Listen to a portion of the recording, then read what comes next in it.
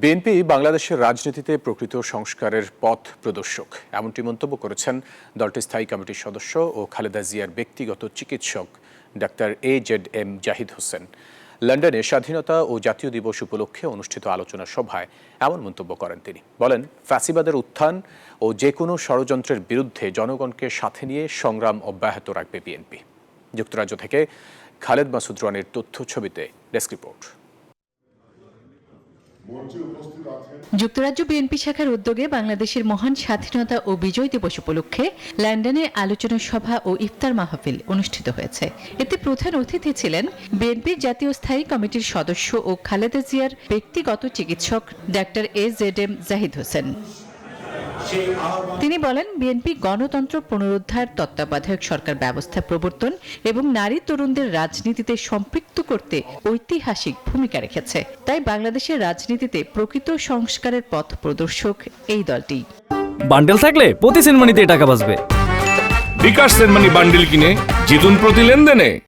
দেশের মানুষ বিশ্বাস করে, আমরা বিশ্বাস করি আগামী দিনে এই নেতৃত্ব জনাব তারেক রহমান দিচ্ছেন এবং দিবেন। সেই জন্য অতি শীঘ্র আপনারা দেখতে পাবেন জনাব তারেক রহমান এই নেতৃত্ব দেওয়ার সর্বশেষ পর্যায়ে, অর্থাৎ জনগণের ভোটাধিকার আদায়ের যে লড়াই, সেখানে ইনশাআল্লাহ।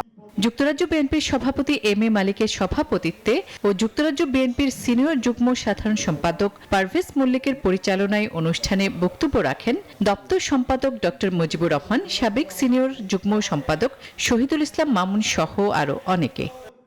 ফাদার অফ ডেমোক্রেসি দেশনেত্রী বেগম খালেদা জিয়ার পক্ষ থেকে, দেশনায়ক তারেক রহমানের পক্ষ থেকে, প্রবাসী বিএনপি পরিবারের পক্ষ থেকে আমরা সবাইকে জানাই ঈদ মুবারক। আমরা শুধু যুক্তরাজ্য বিএনপি না, টোটাল বাংলাদেশের কমিউনিটি যারা লোকজন যারা আছে তাদের জন্য একটা আনন্দের বিষয় হচ্ছে যে আমরা ইউকেতে দেশনেত্রী বেগম খালেদা জিয়া এবং দেশনায়ক জনাব তারেক রহমান, ভারপ্রাপ্ত চেয়ারম্যান, সকলে মিলে আমরা ঈদটা উদযাপন করব।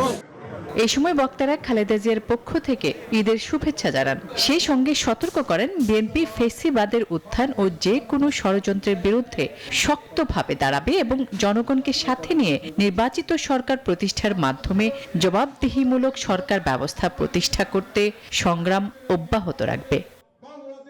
Desk report, news 24।